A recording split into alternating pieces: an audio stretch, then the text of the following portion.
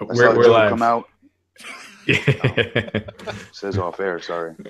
So, welcome everybody to the Wrestling Inc. podcast. Of course, we're all still reacting from that finish to Monday Night Raw, where Samoa Joe came out, choked out, put in the coquina clutch. Roman Reigns and Braun Strowman stood victorious. What a shocking end to the last man standing match. I'm Glenn Rubenstein. We're here to discuss Monday Night Raw for August 7th, 2017. Joining me as always, Mr. Matt Morgan and Mr. Raj Giri. Hell of a main event tonight in that last man standing match. A lot to talk about. Why am I talking like Howard Cosell? I have no idea. But we're going to recap Raw. And it was Samoa Joe and Braun Strowman standing tall at the end. Yes, Braun Strowman, pardon me. Yeah. Roman Reigns on the ground. Yeah. Hell of an ending. Matt, what'd you think of Raw tonight overall? That they've got these guys working each other too much. It's the old WWE formula. I know they're in an angle together, but like Roman Reigns versus Braun Strowman in the last man standing match should not be thrown out on TV.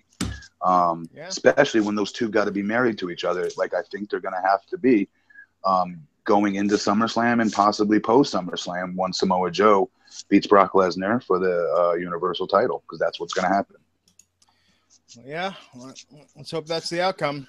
Yeah, it's just every week is kind of the same. Just some weeks you have better matches than the next, but you know, once they go past a pay-per-view, it's kind of the same thing for the next 4 weeks until the next one. And I just felt like nothing happened tonight, but the main event was awesome.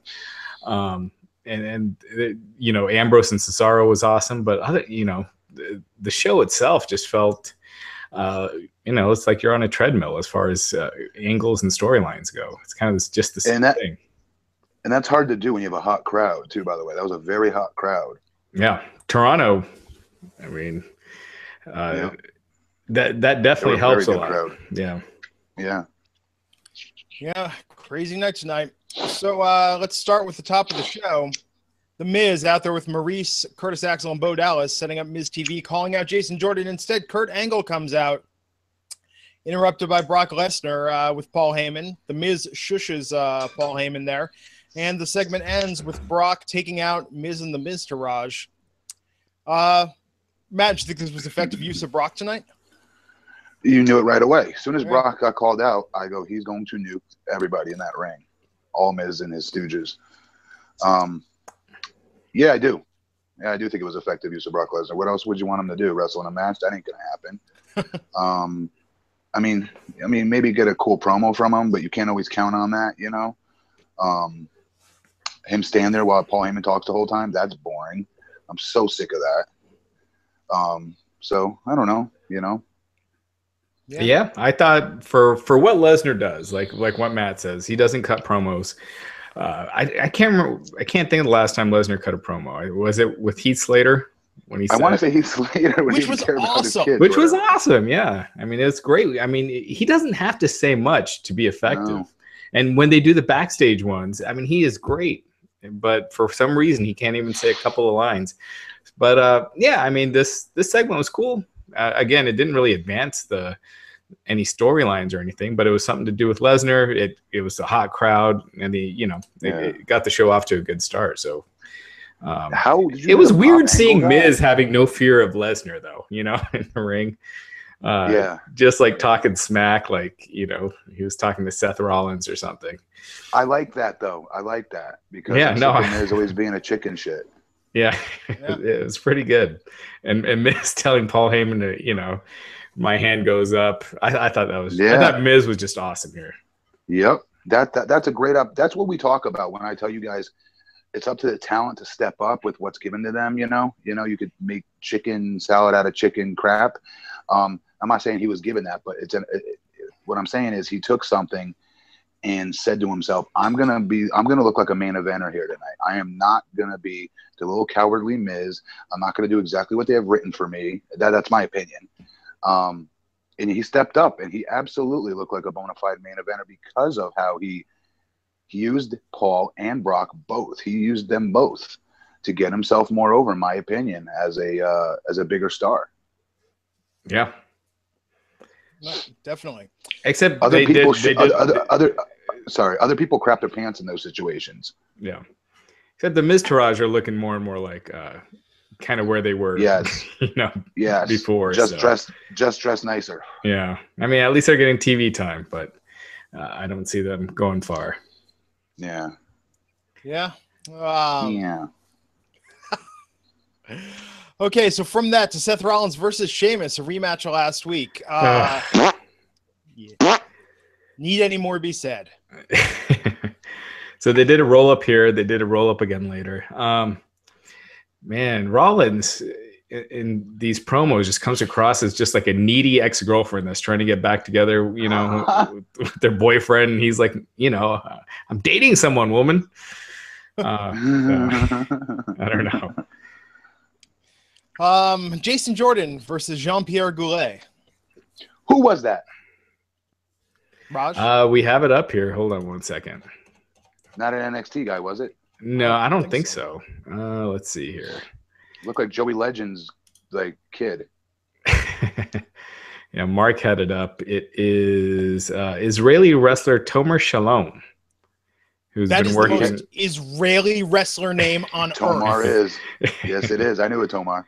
Hey, yeah. And didn't he have the Star of David on the back of his singlet? He did. So that was a giveaway. Bro, why would you not put the Canadian flag? Well, he was over either way, so who cares? Yeah. And Jason Jordan wasn't with this crowd. They were chanting. Man. They were chanting, "Let's go, Jobber." Is that what they were saying? Yeah. It's Toronto, man. Oh, that's awesome.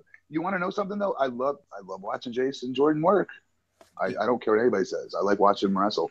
He's good. I just think they need to turn him heel because the babyface thing isn't going to work. Will. I think they will. I think he even looked a little more heelish with the crowd and his facials tonight. I thought so. He's got these big puffy cheeks of his big doughy smile that just makes you want to hate him. Yeah, like in any other time, you'd be like, wow, what a great baby face. Good looking, handsome, in shape guy, great wrestler. He's got it all, but it's like, no, not in 2017, 2018. Yeah. And it looks like they named this guy after Jean-Pierre Lafitte and Rene Goulet, and they just combined those names.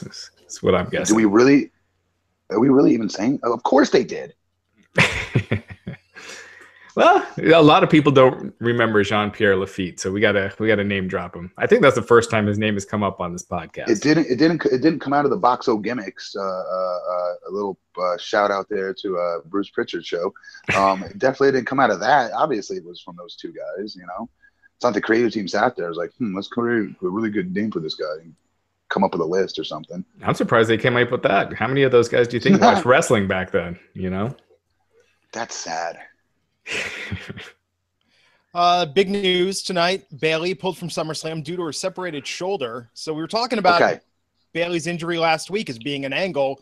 Well, it's real. Matt, go. Okay. I said from day one, this match will not happen. I didn't know how it wouldn't happen, but it would not happen. And the right person would get the match, and it's going to be Sasha. I feel like that was telegraphed tonight pretty heavily. Do you think you jinxed Bayley? Yeah, I do, and I don't care.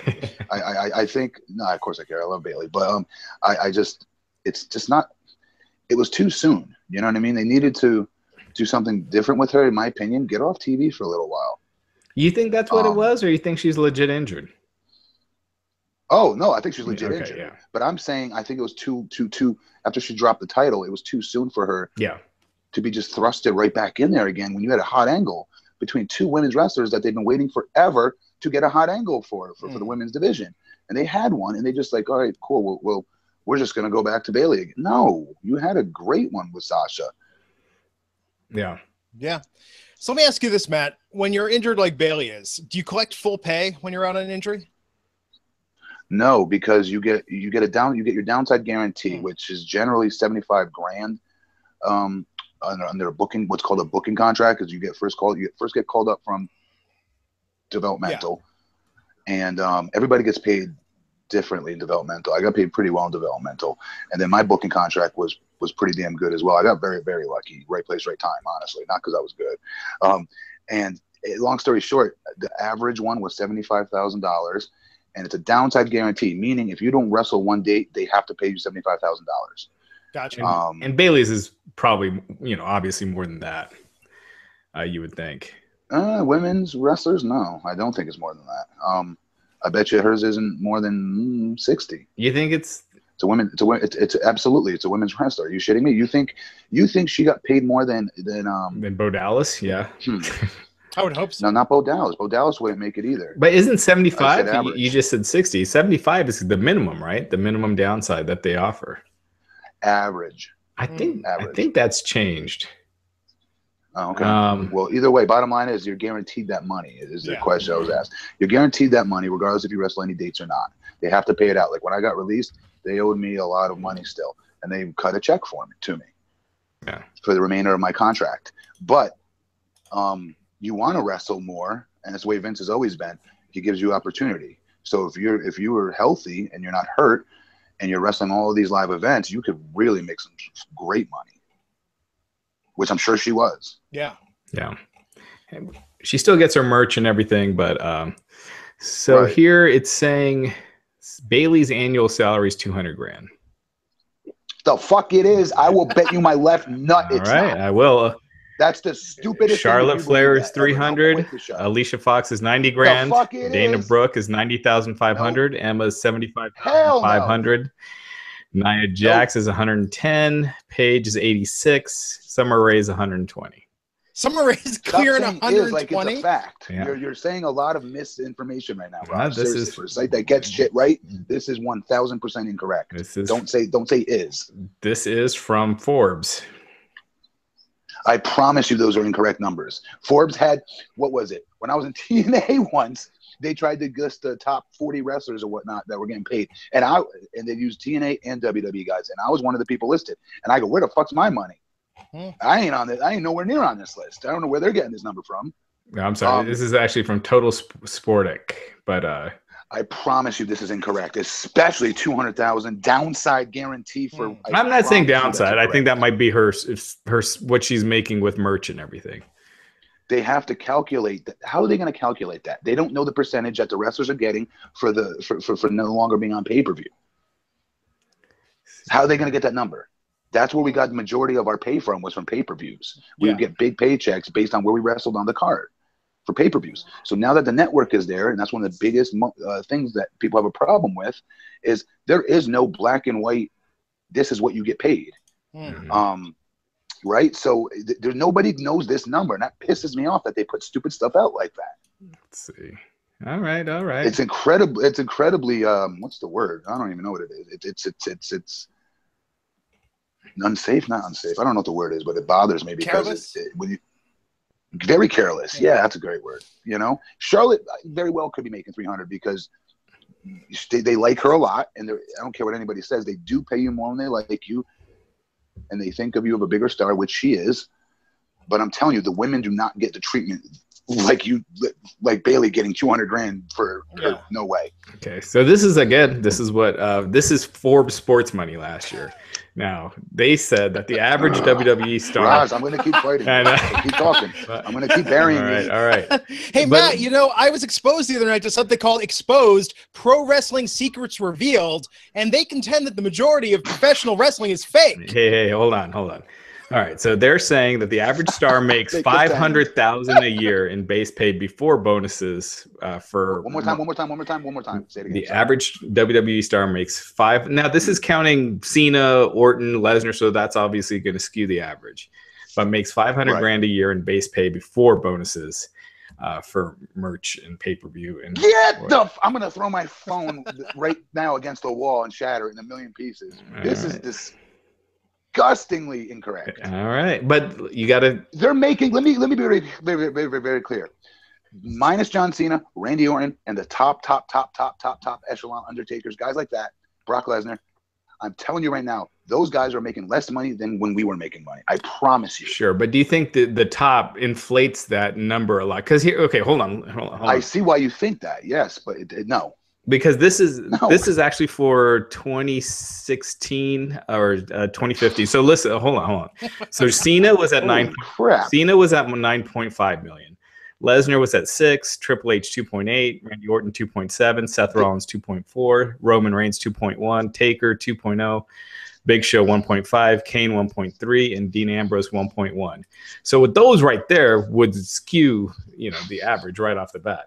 The only millionaire in that entire list you said is John Cena, Undertaker. Who else? Brock Lesnar for sure. Triple H. Brock Lesnar, Triple H. That's it, bro. I'm telling you, we're talking 750,000 for those other names. Big Show, million. Yep, Big Show as well. Put him in there. I'm telling you right now. But the Deans and the Seths, no more than 750. I'll bet my fucking life on it. Even after merch and everything. I will give them a $450,000. Yes, I'll take that. $300,000 on their merch. Yeah. All right. Well, we digress. There's no way they're making, bro. They're not giving the guys more nowadays. They're giving them less. That's why people are so easily willing to walk away from it. That's why Cody Rhodes, and people need to wake up. When Cody Rhodes goes to New Japan and makes more money, what does that tell you? Yeah. Right. But Cody was way down on the card. What? Cody was very okay. Worst case scenario, he's average. Stardust. Worst case. Stardust was a jobber. No, Cody Rhodes. Yeah, but I'm saying as Stardust, what he was making at the end there in WWE. You think that hang on? So you really think that mid gimmick where they decided to take him from mask wearing Cody Rhodes, putting bags on people's heads, and was over like Rover? I don't care what anybody says. He was for working Rey Mysterio. One of the best matches on the Mania card that year. Was very over, and they switched him to Stardust. You think they switched his contract around? It doesn't work that way. Yeah, not that he didn't switch his downside, but he probably wasn't making the same off of merch and pay-per-view that he was before. When he was working WrestleMania against Rey Mysterio, and then when he's working the Andre the Giant Battle Royal, he's getting very different paydays. For that, I'll say yes, you are correct. Yeah. But for us to say that Cody Rhodes is less than average is no. I'm not saying Cody Rhodes is less than average. I'm saying Stardust, where he's paid. Yeah, the Stardust was a little flicker of shit at the end. Let's not over exaggerate here. That's not what he was known for. He was there for a long time and made good money. And my point is, he was at least average. And I feel insulting saying that. He was above average in my opinion. But we're saying pay wise, he's definitely at least average. And he, again, goes to New Japan. There's more other people I can list, but nobody would go there. AJ thought about staying in New Japan versus going to WWE. And AJ's getting paid right now. So Cody became Stardust in 2014. So he was that gimmick for at least a couple of years. Holy shit, dude. You really won't give up on this. Raj, you're fucking wrong. I hate to break it to you. You're saying this is incorrect information you're getting with these numbers. That's the bottom line. He was Stardust contest over Stardust wrestling for 2 years. When did he start there? When did he start on TV? He started on TV. Let's see here, 2010, or 2008. So 6 years, tagging with Bob. 2007. Stuff like that. 2007. He was with Bob Holly, then Legacy. He made his best money with Legacy, probably, and then when he did his Intercontinental run. Yeah, so that was all early on. As far as extra pay goes, but we're talking salary, we're talking downside guarantee, because you can't take pay-per-views into account anymore. It's not the same as it was. Right. What kind of merch? Like I'll give you an example. So I got a $26,000 check for Survivor Series. $26,000 for what I did. Are you kidding me? That's crazy. Yeah. That's how good the money was. Those guys are not getting that. I'm not saying they are, but I'm saying Cody was not making as much as Stardust there at the end than he was when he was gimmick-wise. Yes, you are correct. But again, the point of the story is he's an average paid talent, is what I would say. Pick somebody else. My point is nobody would go to New Japan or Indies, or Daniel Bryan would not. None of these people would be thinking of going elsewhere if the money was that good. Yeah. It's not that good. Everybody knows this. I don't know why you're arguing it. Just because this is fascinating and better than tonight's Raw. Matt, what was your merch? What was your merch like when you were on? What was your merch royalty like? What did you get? Like maybe 1%? I didn't have any merch. Did they do a shirt? Or no, TNA they did. No. They never did a Matt shirt. Oh, yeah, for a Matt shirt. That'd be great. Hey, it's Matt. It's Matt. Hey, I'm a Matt fan. TNA wasn't bad actually. Yeah. No exaggeration. 08, 09-ish, we got a cut of our merch then. Yeah. And it wasn't something to write home about. Definitely not on the level of WWE's, not even close. but you know, something extra nonetheless that you weren't expecting to get. I know what's cool about WWE though. I still get royalties from like Stone Cold Steve Austin's DVD that I was on for 3 seconds, or you know, little things like that I'll still get a paycheck for. My figure being sold somewhere in the middle of Zimbabwe. You know, you still get a cut of that. They're very good about that. Yeah, you know, I could count on almost about, I don't know, 5,000, 6,000 every year I get from them. Just doing nothing. All right, so real quick, that's a headline. That right there is phenomenal. 5,000-6,000. Yeah, seriously, because I had an action figure, so that's majority of where it's from, because people collect figures. You have to figure, with Cody making more money now, part of that's got to be, I think I read somewhere online that it's something pathetic like 1% on T-shirts, if that, where it works out to like a quarter shirt. Cody's got to be clearing 20% easily on his merchandise now that he's independent. Yeah, and look at the look at the Young Bucks as well. Yeah, like I mean, there's just so many. I'm just telling you, there would be no thinking twice about this. The WWE does not pay the guys what they are. They take guys that, no offense to them, are desperate to be on TV and will work for next to nothing to say I'm a WWE superstar.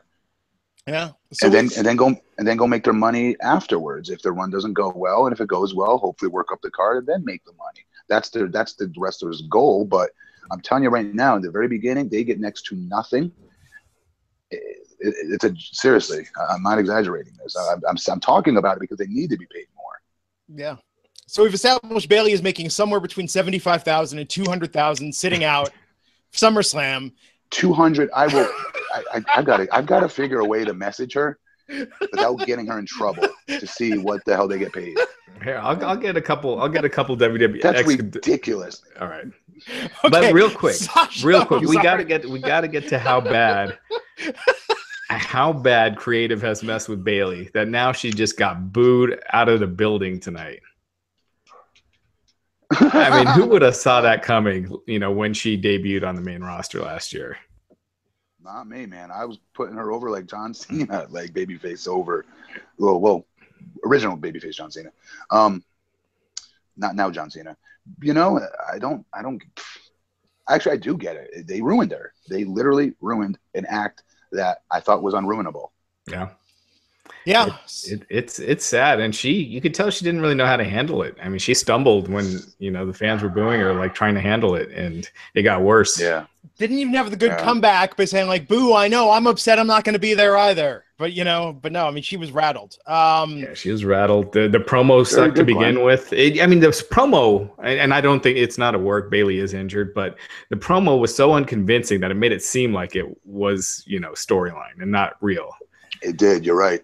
Because I did second guess that, actually. Now that you say that. Yeah. It could have been an in-betweener. I mean, creative could have been like, you know what? Let's have her take some time off. This is the best case scenario. They got to hit the reset button. And tonight we got Sasha Banks versus Alicia Fox versus Emma in the first of 2 triple threats. The winners will, of course, face each other next week on Monday Night Raw to determine who faces Alexa Bliss at SummerSlam. Yeah, so Sasha won against Alicia Fox and Emma. What did you think, Matt, for all of Emma's griping about not being on the air? Was this a decent showcase for her, or were they just burying her tonight? Oh, she wasn't buried. No, not buried. She wasn't. Yeah, she wasn't buried. But they say any TV time you get is good TV time. Sometimes I don't always agree with that. Yeah. But I think she came out and looked like a star to a degree. You know, I think her look is.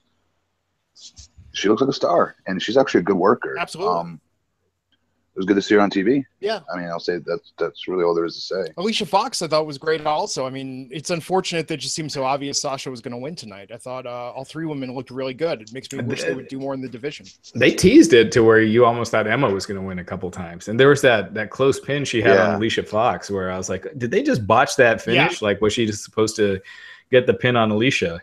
But I thought this was a big positive for Emma. She had the crowd on her side. Her and Sasha both did, but you know, the crowd was into her and she looked good. So I think this is one of those, what you were saying as far as taking advantage of that time. I think she did that here.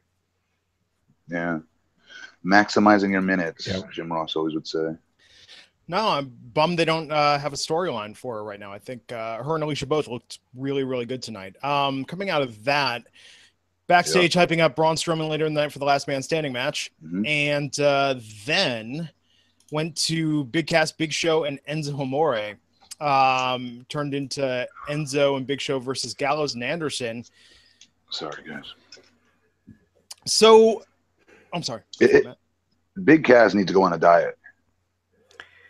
Big Cass looks sloppier than crap right now. And right now he's getting a great opportunity to be in the ring with, you know, Big Show. It doesn't look as obvious because Big Show's humongous. Like, they always say, oh, you can't appreciate the size of Big Show until you meet him in person or come to a show.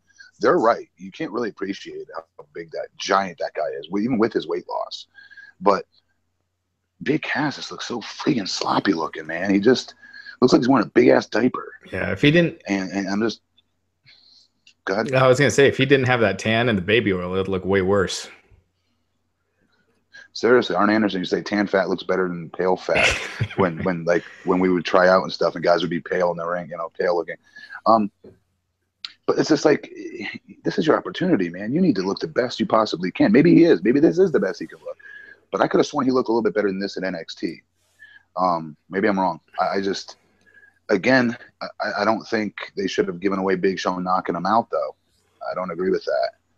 Yeah. I don't know. Yeah, well, I mean, they got to push Big Cass. His downside is $650,000 a year. So. Say you swear to God, that's what it says. I'm messing with you. Oh. Raj, what do you make of this latest stuff from Meltzer about what's going on with Enzo that's even getting a little worse with his heat backstage? I mean, it's clear he's got. What's that? It doesn't affect his promos, I'll tell you that much. Definitely not. But I think it's affecting. Ain't shaking his confidence. I'll give him that. That would rattle my confidence. It ain't his. I feel like his pops are getting smaller each week, though. Like They are. I mean, it's working. What they're doing is if they're looking to marginalize him, and kind of get the fans to maybe not turn on him, but to look at him a certain way. I mean, they've done this so many times where people are like, "Oh, they're not burying him. He's on TV every week." It's like, no, it's right. It's marginalizing someone that's over. They did that to Matt Hardy last time he was with WWE, where they would just have him just look like a loser and lose and just get punked at every turn. So, they're doing that to Enzo. His work looked like it got better tonight. Actually, for what it's worth, I thought he wrestled a little bit better tonight. Yeah, and slightly. He's going to be in a cage, dangling above the ring at SummerSlam. What sense did that make? Big Cass is saying he doesn't want it around the building. He's like, well, what about a cage above the ring? So, okay. I mean, it should be like he should be barred from the building. Anyway. I feel like there's a lot of competition for pre-show level matches at this year's SummerSlam. So much of what's been announced sounds like, oh, that's going to be on the pre-show. They have a lot of matches this year. Yeah. And now with the Revival injured, because it looked like they were doing the Revival and the Hardys. They still haven't announced Cena versus Corbin, but it's clear they're going with that. That's like 13 matches right there. So, especially if they keep the Hardys on doing something else. So. What, where the Revival's hurt? Yeah. Again? Yeah, now Dawson tore his biceps. He's going to need surgery. Come on, guys. Yeah. Oh, that's horrible. No, yeah. Agreed. Dude, sometimes that's enough. Sometimes that's enough. Where I hate to say this, but they say, all right, who we got next? You know, and they put somebody else in that slot, and the guys never get it back sometimes. Dude, they did that with Ziggler, Daniel Bryan. All those guys were getting big pushes, and then they got hurt, and it got taken away. I mean, Daniel Bryan, he was taken out of the world title picture, essentially, and when he came back, he was wrestling for the Intercontinental title. Yeah, yeah. Well, maybe Gallows and Anderson will get at least an opportunity here. That'd be cool. Yeah. I mean, we've seen it, but whatever. Yeah, be something. So in a moment, we're going to talk about Finn Balor and Bray Wyatt and Cesaro versus Dean Ambrose, and of course that last man standing match. First, I want to take a moment to thank the sponsor of this episode, Mack Weldon, which I'd say it's better than whatever you're wearing right now, but both Raj and I are wearing Mack Weldon. Yep. Why? Oh, I'm not wearing it. Why am I not wearing Mack Weldon? Because you're too big, man. They don't make your size. Oh, that's right. Because I'm the star of the show who doesn't get any free hookups. That's right.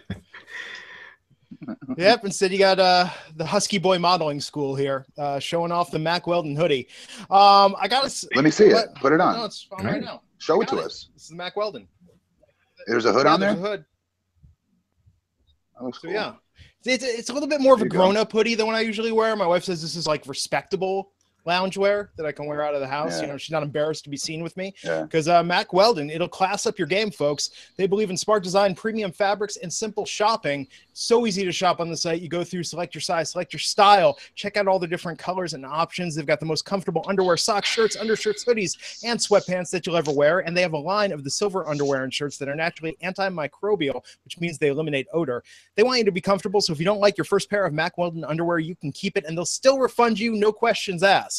And not only does Mac Weldon's underwear, socks, and shirts look good, but they perform good as well. It's good for working out, going to work, going out on dates, or just everyday life. And we've got a deal for you. Go to MacWeldon.com and get 20% off using the promo code INC. That's MacWeldon.com, and you get 20% off using the promo code INC. Raj, what are you wearing there? I got the Mac Weldon polo, and I wear it to I'll wear it to the lounge. I'll take it to the bar when I go out with the wife, and so it's nice enough that I could take it out, but then it's comfortable enough that I could wear it around the house. And so, what the hell's a lounge? A lounge, a bar, a nice bar. Oh, they don't got those in South Florida. I don't go out. See, I don't get out. You still upset about the big Cass downside joke? No, I'm just kidding. The fuck did that come from? Go ahead, I'm sorry. But yeah, so I mean, I've already ordered from there 3 times, so it's awesome. I love it. They're shorts. I just wear it around the house, and I take it out. So I definitely recommend it. Yeah, it's comfortable clothing, guys, but it looks better than any comfy clothes that you've got. It's fantastic. Fashionable enough to wear outside the house, comfortable enough to lounge around in. MacWeldon.com, 20% off using the promo code INC. Back to the show tonight. So Finn Balor and Bray Wyatt doing a little bit of a promo and a face-off there. Thought it was interesting. Matt, what did you think about Balor even sort of acknowledging with Bray, it doesn't matter if he wins or loses, he just wants to hurt people and inflict fear? I don't know if that gives him the out to lose the match, which I don't like. But maybe that is the point of it. I don't know. Maybe there really are. We did pick up on his aggressiveness changing when he came back from his injury, and now they've turned it into something, which is pretty cool, which is smart to do, because there has been a noticeable difference in his work since he's come back. There's no question. So maybe they're making a story out of it. I don't know. I just was hoping to see the Demon again. Damn it. I think we'll see it at SummerSlam. Oh, definitely. I mean, and then the musical lights going off crap got kind of corny. Yeah. Loved him sitting up on the ropes, though, in the corner, though. I love that. That was it. Just that. Yeah, that was a moment. That was a great moment. After that, Cesaro versus Dean Ambrose, sort of the bookend to the Rollins versus Sheamus match. What'd you think of this, Matt? Good match. Guys work hard. Always work hard. I don't know. There's always a disconnect with me and Dean Ambrose, So I was paying more closer attention to this one because I'm waiting for him to turn heel, in anticipation of it. And they did a good job flip-flopping with Rollins being the one kind of not wanting to go forward, Yeah. I thought that got the crowd going, but I thought it was kind of dumb. It was kind of dumb too that Rollins all this time is the one whining and moaning, and then he gets his shot. Now he doesn't want it. Yeah, now he doesn't want it. But the match was great. But again, you got Rollins and Ambrose stuck in the tag team formula where they're just trading matches with Cesaro and Sheamus, and I'm sure next week it'll be Cesaro and Seth Rollins, and then Ambrose and right. Yes, it will. So guaranteed that's exactly what's going to happen. Let me ask you guys this. If those two, what I do like about it though, is it does not revitalize, that's too big of a word, but it does change it up a little bit. It changes up their deck of cards for the tag division by having 2 single stars that were a tag team and can be a believable tag team together, mixing it up with the tag champs. It gives us a different look versus the same goddamn tag teams that we kept watching week after week and being annoyed with. Yeah. Yep. No, I agree. It definitely adds a lot. By just adding that one team, it adds a lot to that tag team division. Especially and you got the Revival out, so it's almost like you need another heel tag team in there. But yeah, I think they're doing that with what Glenn said earlier. Maybe what do you call it? Gallows and Anderson, are going to get moved up a little bit, which is cool because they're trying to get their act over. And actually, that nerd thing got over tonight. What was that about? I think if you say something long enough, it'll probably get over. It is true. Yeah. There's something about that with comedy and with wrestling. I think as fans, we're conditioned to just sort of strap ourselves in for the ride. Like it's lame at first, and then by the 8th time, we think it's actually funny. Yeah. He is. I'm telling you right now, I know you guys have heard this before, but Luke Gallows is hands down the funniest guy in any locker room on the planet that he steps in. Always, always, always, always. Yeah. And to see him freaking rehashing, Ogre from Revenge of the Nerd line, that's like from 1985. Like, what the freak? Like, why? It's not funny. It's not funny at all. When the Revival come back, they go to SmackDown because I think that their shtick is too similar to Gallows and Anderson. I think they benefit by being on separate shows. I think. I honestly, and I wonder if Vince even can tell them apart. You just see, bald head and assumes it's the same thing. Like, oh yeah, they're good. They're technical wrestlers. He sees their size. Trust me. Oh, you mean the Revival? Yeah, the Revival versus Gallows and Anderson. He definitely sees Festus. Trust me. Right. Yeah. But I think it would benefit them to be on different brands. I hope Gallows and Anderson get a benefit at least out of Dash and Dawson being out of action for a little bit. So Akira Tozawa versus Arya Daivari. If you forgot they had Cruiserweights, folks, it did happen, including teasing Neville in the backstage segment for the Titus brand. So yeah, what did you think of the match, man? Very good match. I was always a fan of those little pop-up video promos, back in the 80s. But I think I love Daivari to death. You could tell he was reading off a script. It was so painfully obvious he was reading off a script, and I didn't believe one word he said.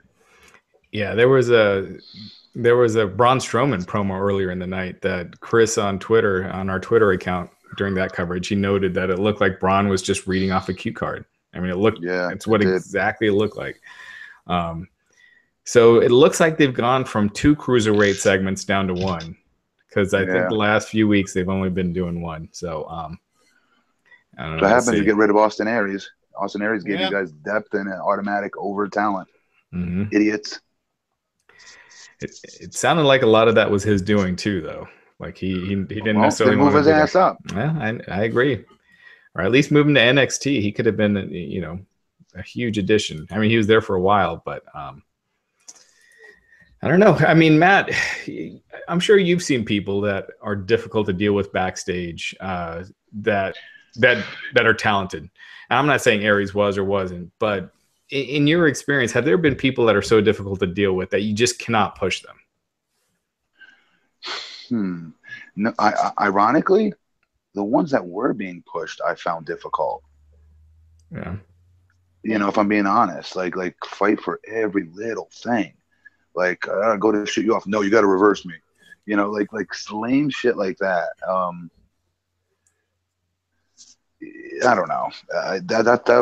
Those were always my findings. And hey, who knows? People may have thought that about me because I'd have a whole different psychology that sometimes my opponents would freaking not take into account. My psychology is I'm a big man. You're never shooting me off. I hate to break it to you. You know what I mean? Yeah. So like I'd be uncomfortable at times by saying, because I felt like a douche saying, you know what, that's a good idea, but remember, I'm 7 feet 300 pounds here. You can't be just shooting me off, and nor should I come off my feet this early. Not because I don't want to. Coming off my feet's easy. I'd much rather be able to bump and feed for a comeback because it makes it easy. Yeah. Versus having you have to chop me down because it takes forever. It's easier just to get into it. So I'm not doing it because I don't want to do it. I'm doing it because that's the story we need to tell. And I always felt like a douche doing that and saying that. But in reality, that's what you have to do. Yeah, I mean, that's the thing is it does look silly a lot of times when you got a small guy beating up a big guy. I mean, I totally think a small guy can be as big a star as a big guy. We see it in other sports. We see Conor McGregor. But if you book Conor against Brock Lesnar, that would look silly, because Lesnar would eat him up. If you let's say Conor somehow was able to beat him. Let's just say how. it wouldn't be him going toe to toe with Brock Lesnar, throwing punch for punch. You know what I mean? Right. I don't know how it would happen, but Brock gets injured or something. I don't know, but it wouldn't. You know what I'm saying? So, like, I just think wrestling always need to be treated the same. Right. Like, yeah. Yep.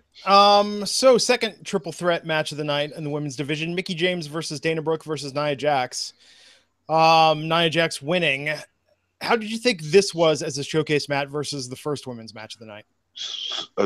Sloppy as hell. Nia is so sloppy. I'm being dead serious, man. She really could have hurt. What's her name? Blonde chick. What's her name? Dana. Shabera. Yeah, Dana. You know, she could have really hurt her with that. Dana went to go take off and hit the opposite ropes, and she came out to hit her with a kind of like an avalanche clothesline, and she was way too close to the ropes with it. Way too close. And Dana, like, bumped off of it. And definitely got her bell rung for a second there, but got up and kept going. But she's just so sloppy, and I cannot stop seeing her being sloppy, and it takes me out of the moment. I don't see her as a big badass. That's how Bayley got hurt. And, you know, she almost killed Charlotte. You know, I feel bad because Nia's, you know, everything I've heard has just been so glowing really about nice her. girl. People love her backstage. But yeah, I don't know, either you tone down those kind of moves, those like big power moves where she can really hurt somebody, and just take it easier or something, because there were spots in this match where I was like, oh, geez, she's gonna break somebody's neck. How long was she in NXT before TV? Because she basically was a year almost. Well, it was about 11 months between her TV debut and her main roster debut. But how long was she training in NXT before that? I can't remember offhand, but not long enough. I mean, think about how long Bayley and Sasha were, you know, in NXT. Since like 2012. Yeah, so it's just, you know, Vince, and when they like the look, they'll you know, NXT, as much as they say it's, you know, trying to get people ready, they're going to call up who they want to call up ultimately. And you see it, you know, with Baron Corbin and the people that they do call up and the people that they don't, that a certain look and a certain size will get you to the main roster way quicker than if you're ready or not. Yeah. So Nia won that. She's going to go against Sasha Banks next week on Monday Night Raw to determine who faces Alexa Bliss at SummerSlam. Promo from Goldust tonight. What do you make of that?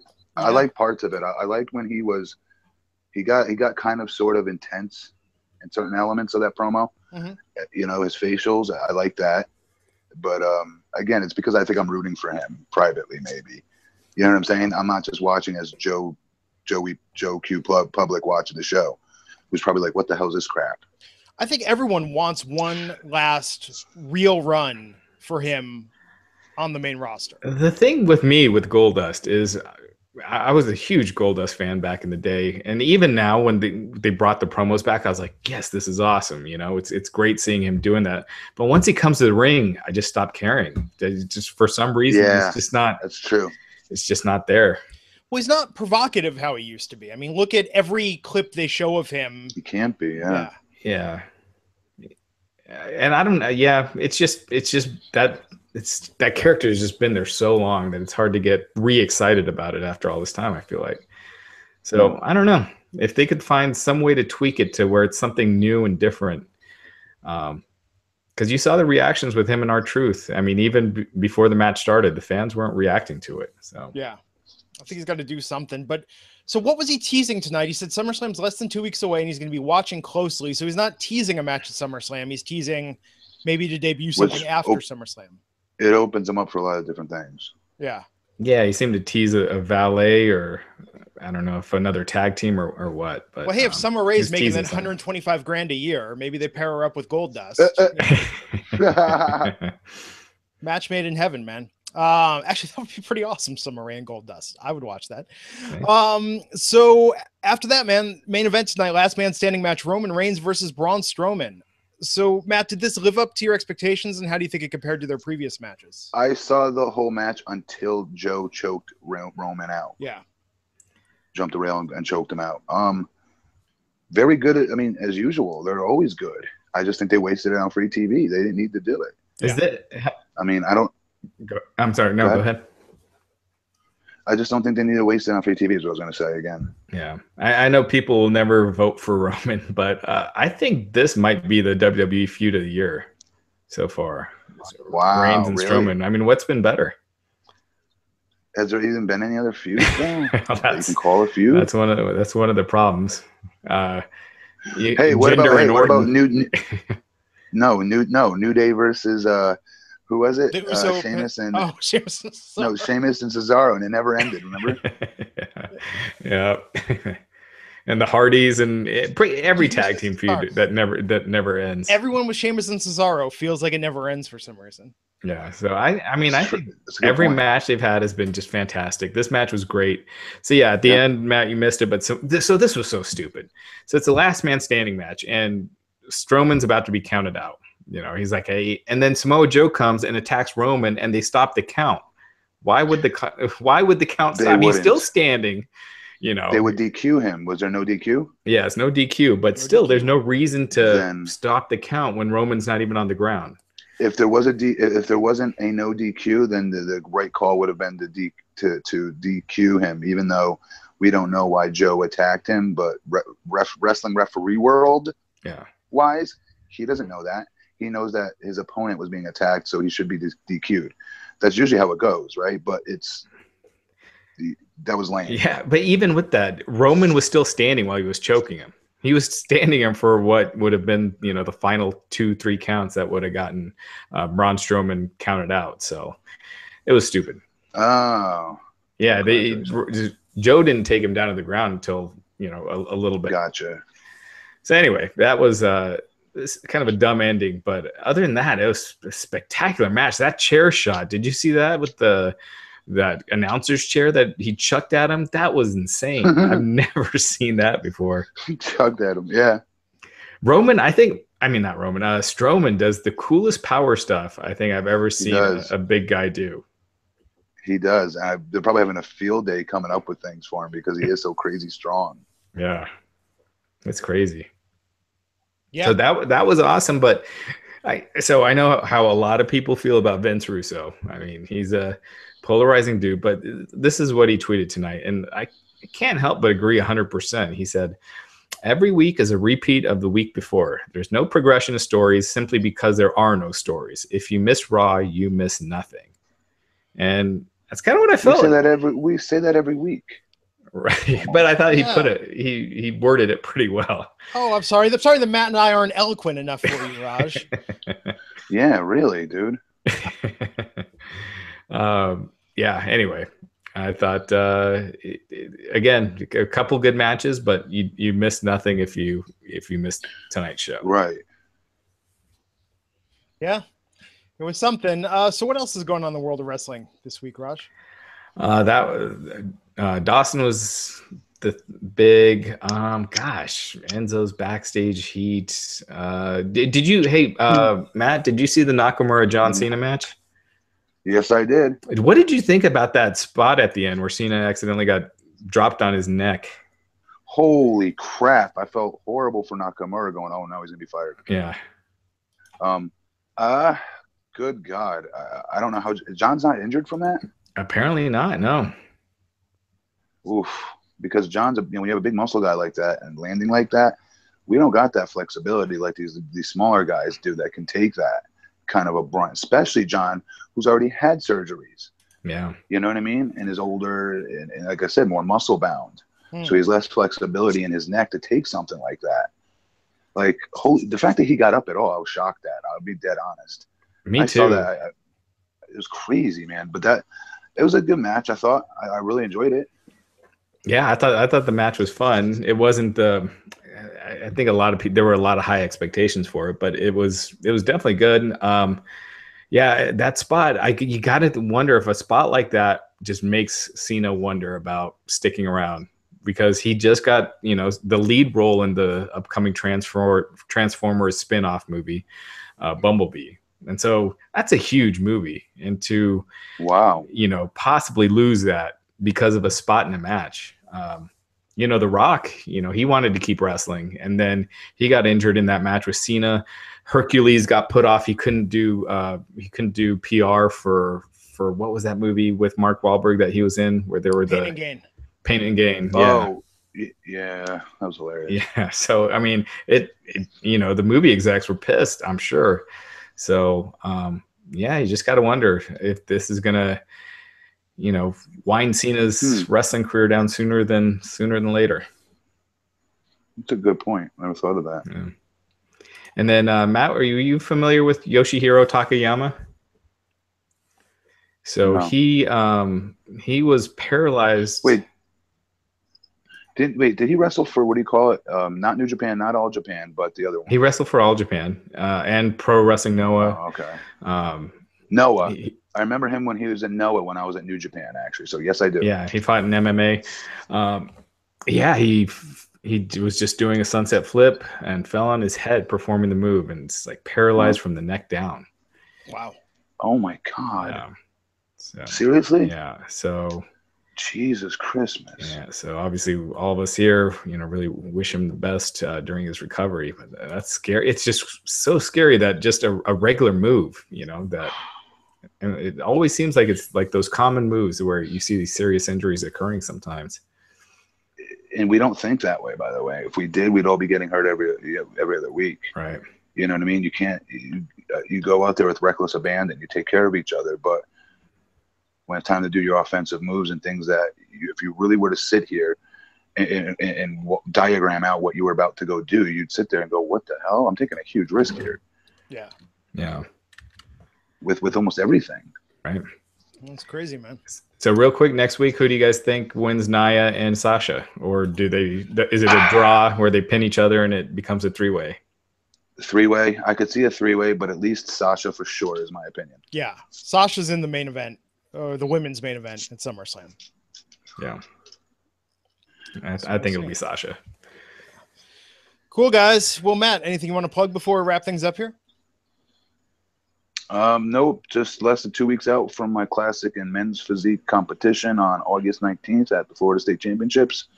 I'll be here in Orlando, so any fans you want to come out and support me, I greatly would appreciate it. Hang out after the show. I'm going to be their VIP guest at the after party, nice. Where you can meet all the other athletes that competed that earlier that evening and morning. It's a long day. They do prejudging in the morning, usually around 9 or 10 a.m. Between bodybuilding, women's figure, women's bikini, men's physique, men's classic physique. Wow. Yeah, it's a long day. And then at nighttime, you got to come back to see where you placed or if you did or didn't. And then, go from there. So then after that, there's an after party. That should be pretty good. It's at the Rosen Motel. He's downtown Orlando. And should be fun. So keep following me, guys, on Instagram.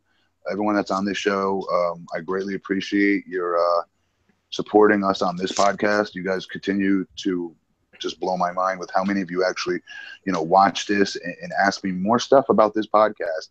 I swear to you, than my return to Impact. It was crazy. Everybody watches this show.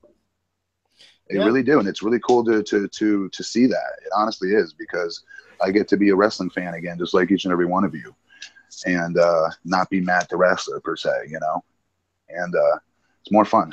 But does Matt the wrestler get to call Matt the wrestling fan an effing mark for Oh, being so big into the time! business? Oh my God, I would bitch slap the shit out of Matt the Mark. So here's a real question, Matt. What's your pose down music? It's going to be my entrance music, actually. Nice. I got David Penzer to do my intro as well, piped into it. Very cool. Holy crap! Speaking of which, David Penzer is going to be on the podcast on Wednesday. Look at that. I just did his. Good dude, man. Good guy. He's got some great road stories. Ask him some road stories with Arn Anderson. Yeah, for sure. We'll do. Very cool. So Wednesday, Wednesday I'll be on. I'm out next week, but we'll be back for the post SummerSlam podcast with you guys. Yeah, I'll be here, right? You'll be here, yeah. And Chris will be taking my place next week. Chris who? Calicut. So who's that jobber? Who'd he ever be? And I have some cool stuff coming up this week. So check out Wrestling Inc. I can't really divulge it. It's wrestling related, but yeah. It'll be... How you guys forgot to remind me. I was actually going to remind you, but I thought you might want to wait. Yeah, I thought you wanted to wait too. Yeah. Right.